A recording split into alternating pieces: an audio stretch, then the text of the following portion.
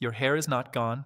That is the most important thing I need you to understand before anything else in this video, and I know that sounds almost impossible to believe if you've been watching your hairline disappear for years. If you've spent hundreds of dollars on shampoos and serums and oils that promised everything and delivered nothing. But stay with me because what I'm about to share with you changes everything you thought you knew about hair loss, and it has nothing to do with the products you've been using or not using.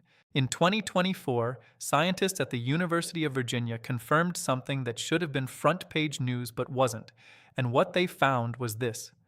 The stem cells responsible for growing your hair are still alive, even in people who are completely bald, not damaged, not destroyed, just dormant, just sleeping, waiting for the right conditions to wake up. And the reason they are sleeping is not because your genetics cursed you. It's not because you inherited bad luck from your father. It's because of something physical that has built up over time inside your scalp, something most doctors never even look for, and something that acts like a locked door standing between your dormant hair follicles and everything they need to survive. That locked door is scar tissue, and right now it is sitting on top of your skull, quietly strangling every follicle underneath it, cutting off oxygen, cutting off nutrients, cutting off blood flow. And the terrifying part is that no amount of topical treatment in the world can fix this problem on its own, because you cannot pour water through a wall. And that is exactly what every shampoo, every minoxidil foam, every rosemary oil serum has been trying to do, which is why they work for some people but not for others. And if you've been in that group where nothing seems to work, the reason is almost certainly this physical barrier that nobody told you about. Now here is where it gets even more interesting, because you've probably heard that something called DHT is the villain behind pattern hair loss. And yes, DHT, which is a powerful derivative of testosterone, does play a role in this, but DHT is not where the story starts. DHT is actually a symptom of a much deeper problem happening inside your body. And that deeper problem is something called insulin resistance. And this is the part of the video I really need you to pay attention to, because this changes the entire strategy.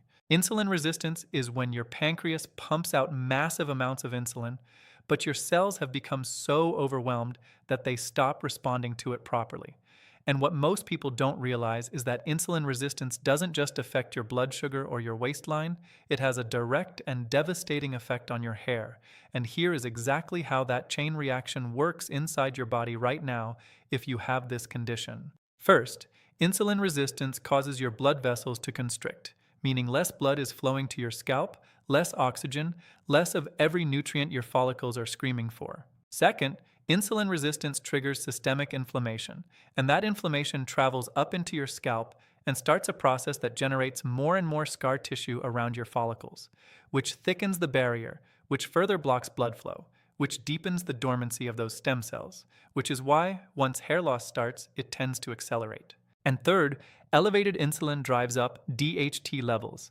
So the villain everyone blames is actually being manufactured by a villain that almost nobody addresses. And if you go after DHT without fixing the insulin resistance underneath it, you are fighting a fire with one hand while someone else is pouring fuel on it with the other.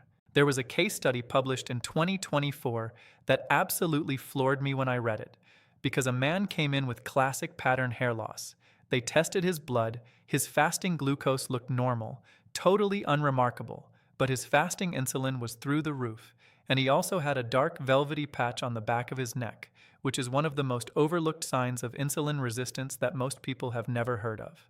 They gave him one medication, not a hair treatment, not a topical, just something to address his insulin resistance, and within 6 months his hair came back, all of it, just from fixing that one underlying issue, and that case study tells you everything you need to know about where the real battle is being fought. So what do you actually do with all of this? Let's talk about the real strategy, the one that works from the inside out and from the outside in at the same time, because you need both. The first thing you need to do is stop feeding the insulin resistance. And the most effective way to do that is to dramatically reduce your carbohydrate intake, what's known as a ketogenic or low-carb diet, and pair it with intermittent fasting, because fasting does something that food alone cannot do. It triggers a process called autophagy, where your body starts breaking down and recycling damaged proteins and dysfunctional cells. And research shows that autophagy is one of the key mechanisms that can actually reactivate dormant stem cells, the very ones sitting inside your scalp right now waiting for a signal.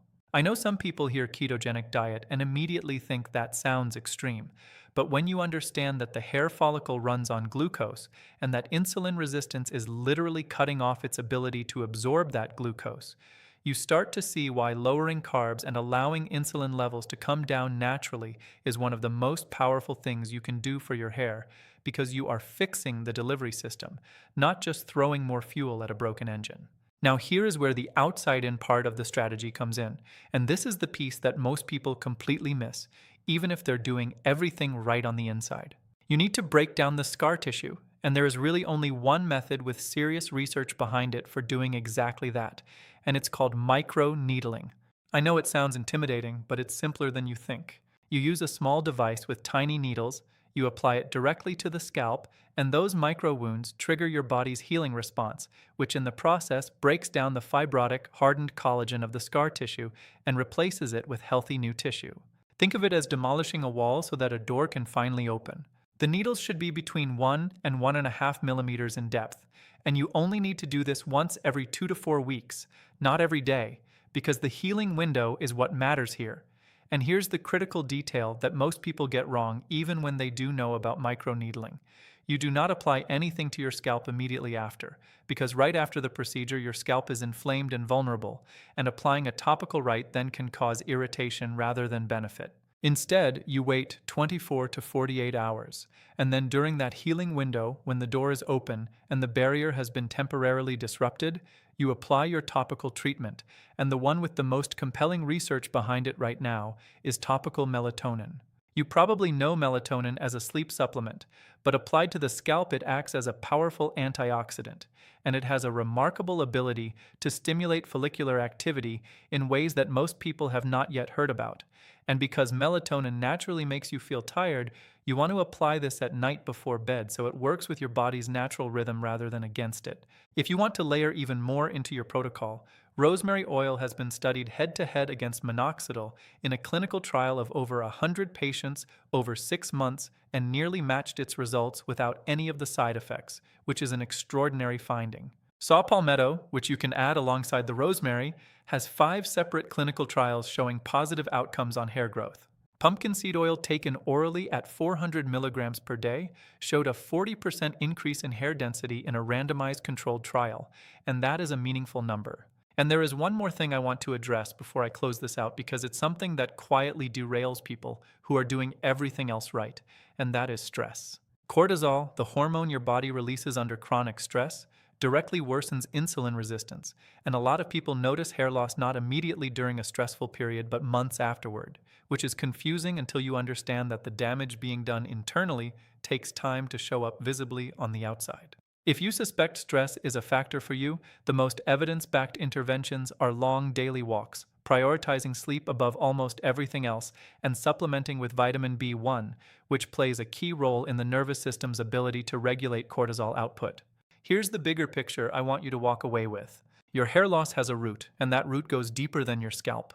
It lives in your metabolic health, in your insulin levels, in the inflammatory environment your body has been running on for years, and the scar tissue forming on your scalp is just the visible consequence of those invisible processes. When you address the root, when you fix the internal environment, when you break down the physical barrier that has been locking your follicles in dormancy, and when you apply the right topicals at the right time, you are no longer fighting against your own biology, you are finally working with it. And that is when the sleeping stem cells wake up, and that is when the hair comes back.